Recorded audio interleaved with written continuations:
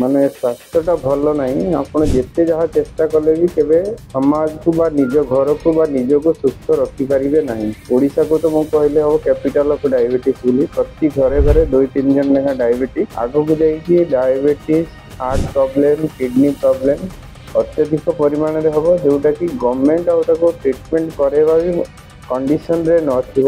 Food ଚଟପଟା ଖାନା, ତେଲ ଭାଜି, ଅତ୍ୟଧିକ ପରିମାଣରେ ପାମ୍ ଅଏଲ୍ ଖାଇବା, ଆଉ ଏକ୍ସରସାଇଜ ନ କରିବା, ରାତି ଅନିଦ୍ରା ରହିବା, ଆଉ ଷ୍ଟ୍ରେସ୍ ନେବା, ଏସବୁ ଯଦି କମିବ ତାହେଲେ ଆମେ ଗୋଟେ ସୁସ୍ଥ ଜୀବନ ଯାପନ କରିପାରିବୁ।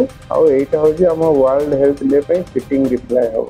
ମୁଁ ଡକ୍ଟର ଅକ୍ଷୟ କୁମାର ରାଉତ, ପ୍ଲାଷ୍ଟିକ୍ ଏବଂ cosmetic surgeon, Sushrut hospital, Bhubaneswar, forest park. ଆଜି ୱାର୍ଲଡ ହେଲ୍ଥ ଡେ। ମୁଁ ସେଥିରେ ଆମ ରାଜ୍ୟବାସୀଙ୍କୁ ଅନେକ ଅନେକ ଅଭିନନ୍ଦନ ଆଉ ଶୁଭେଚ୍ଛା କରୁଛି। ୱାର୍ଲଡ ହେଲ୍ଥ ଡେ କାହିଁକି ସେଲିବ୍ରେଟ୍ କରାଯାଏ ନା, ଯେମିତି ୱାର୍ଲଡ ହେଲ୍ଥ ଅର୍ଗାନାଇଜେସନ୍ ଅଛି, ସେଇଟା ହେଉଛି ସବୁବେଳେ ଗୋଟେ ଆମର ଥିମ୍ ରହେ। ପ୍ରତିବର୍ଷ ଗୋଟେ ଥିମ୍ ରହେ ଯେ ଆମେ ଯେଉଁ ସମସ୍ୟା ଦେଇ, ହେଲ୍ଥ ସମସ୍ୟା ଦେଇ ଆମ କଣ୍ଟ୍ରି କିମ୍ବା ରାଜ୍ୟ ଗତି କରୁଛି, ତାକୁ କେମିତି ଆୱାରନେସ୍ ଲୋକଙ୍କ ଭିତରେ କ୍ରିଏଟ୍ କରାଯିବ, ସେଥିପାଇଁ 7 ଏପ୍ରିଲରେ ୱାର୍ଲଡ ହେଲ୍ଥ ଡେ ପାଳନ କରାଯାଉଛି। ଏ ବର୍ଷର ଥିମ୍ ହେଲା ଯେଉଁ ମାତୃତ୍ୱ ଆଉ ପିଲାମାନଙ୍କ ଉପରେ ଅଛି। ଏଟା ଯେମିତି ମେଟର୍ନାଲ ମୋର୍ଟାଲିଟି ଆଉ ଇନଫାଣ୍ଟ ମୋର୍ଟାଲିଟିକୁ କେମିତି କମାଯିବ। ତେଣୁ ସେଥିରେ ହେଉଛି ଆରମ୍ଭରୁ ଆମେ ଯଦି ଭଲ ରହିବା, ଭବିଷ୍ୟତ ଉଜ୍ଜଳ ହେବ। ଏଇଟା ହେଲା ଥିମ୍ ହେଉଛି ଏ ବର୍ଷର। ତେଣୁ ୱାର୍ଲଡ ହେଲ୍ଥ ଡେ ଯେଉଁ ସେଲିବ୍ରେଟ୍ ଖାଲି ତ କରିଦେଲେ ହେବନି, ତାକୁ ଲୋକମାନେ ତାଙ୍କ ନିଜ ଭିତରକୁ ନେବା ଦରକାର ସେ ସଂଜ୍ଞାକୁ, ଆଉ ତାକୁ ପାଳନ କରିବା ବି ଜରୁରୀ।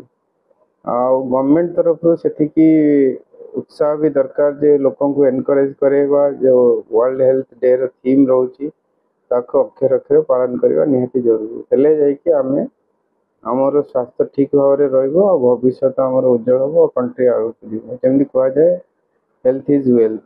ଯଦି ମାନେ ସ୍ୱାସ୍ଥ୍ୟଟା ଭଲ ନାହିଁ, ଆପଣ ଯେତେ ଯାହା ଚେଷ୍ଟା କଲେ ବି କେବେ ସମାଜକୁ ବା ନିଜ ଘରକୁ ବା ନିଜକୁ ସୁସ୍ଥ ରଖିପାରିବେ ନାହିଁ।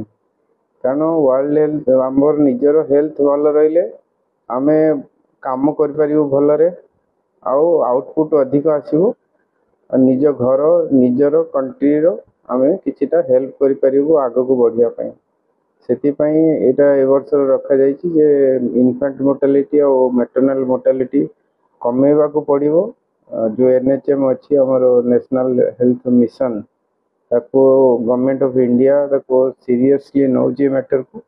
ତେଣୁ ଆଗକୁ ଆମେ ଆଶା କରୁଛୁ ଯେ ଏଥିରେ ଆମେ କିଛିଟା ଲାଭପ୍ରଦ ହେବ। ଦ୍ୱିତୀୟ ଜିନିଷ ହେଲା, ଆଜିକା ଦିନରେ ଡାଇବେଟିସ୍ ଆଉ ଡାଇବେଟିକ୍ ଫୁଟ୍ ଅଲସର ଏଇଟା ବହୁତ ପରିମାଣରେ ବଢ଼ିଯାଇଛି, ବହୁତ ପରିମାଣରେ। ମାନେ ଆପଣ ଓଡ଼ିଶାକୁ ତ ମୁଁ କହିଲେ ହେବ କ୍ୟାପିଟାଲ ଅଫ୍ ଡାଇବେଟିସ୍ ବୋଲି। ପ୍ରତି ଘରେ ଘରେ 2-3 ଜଣ ଲେଖା ଡାଇବେଟିକ୍। ଆଉ ସେମାନେ ଯେହେତୁ ଟେଷ୍ଟ କରାଉନାହାନ୍ତି ଟାଇମ୍ରେ, ତେଣୁ ସେମାନେ ଯେତେବେଳେ ଆସୁଛନ୍ତି ସେତେବେଳେ ବହୁତ ଲେଟ୍ ହେଇଯାଉଛି, ଯେଉଁଟାକି ଗୋଡ଼ ଆଙ୍ଗୁଠି ମରିଯାଉଛି କିମ୍ବା ପଚିଯାଉଛି, ଆଉ ସିଭିୟର ଇନଫେକ୍ସନ୍ ଆସୁଛନ୍ତି। ଏଇଟା ଜୀବନ ହାନି ହେଉଛି କିମ୍ବା ହେଉଛି ସେ ଅଙ୍ଗ ପ୍ରତ୍ୟଙ୍ଗ ନଷ୍ଟ ହେଇକି ପଙ୍ଗୁ ହେଇଯାଉଛନ୍ତି। ତେଣୁ ଲୋକମାନେ ଯଦି ଏଇ ଡାଇବେଟିସ୍ଟା ହେଉଛି ମୋଷ୍ଟଲି ଲାଇଫଷ୍ଟାଇଲ ଡିଜିଜ୍। ଲାଇଫଷ୍ଟାଇଲ କ'ଣ ନା, ଆଗରୁ ଲୋକମାନେ ବହୁତ ମାତ୍ରାରେ ଖାଉଥିଲେ ଆଉ ସେଇ ଅନୁସାରେ ପରିଶ୍ରମ କରୁଥିଲେ। ତେଣୁ ପରିଶ୍ରମ ଯଦି ଯେଉଁମାନେ କରୁଥିଲେ, ତେଣୁ ସେଇ ଅନୁସାରେ କ୍ୟାଲୋରି ତାଙ୍କର ବର୍ନ ହେଇଯାଉଥିଲା। କିନ୍ତୁ ଆଜି ଯେଉଁଟା ହେଉଛି ସିଡେଣ୍ଟାରୀ ଲାଇଫଷ୍ଟାଇଲ, ଲୋକ ଏତେ ପରିମାଣରେ କାମ କରୁନାହାନ୍ତି, ଆଉ ରିଫାଇଣ୍ଡ ଜିନିଷ ଗୁଡ଼ା ଅଧିକ ପରିମାଣରେ ଖାଉଛନ୍ତି, ଯେମିତି ମଇଦା, ହ୍ୱାଇଟ୍ ରାଇସ୍, ଆଉ ହେଉଛି ପାମ୍ ଅଏଲ୍।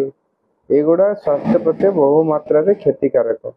ତେଣୁ ଆକୁ ଯଦି ଆପଣ ହେଉଛି ଧ୍ୟାନ ନ ଦେବେ, ଆଗକୁ ଯାଇକି diabetes, heart problem, kidney problem ଅତ୍ୟଧିକ ପରିମାଣରେ ହେବ, ଯେଉଁଟାକି ଗଭର୍ଣ୍ଣମେଣ୍ଟ ଆଉ ତାକୁ ଟ୍ରିଟମେଣ୍ଟ କରାଇବା ବି କଣ୍ଡିସନରେ ନଥିବ।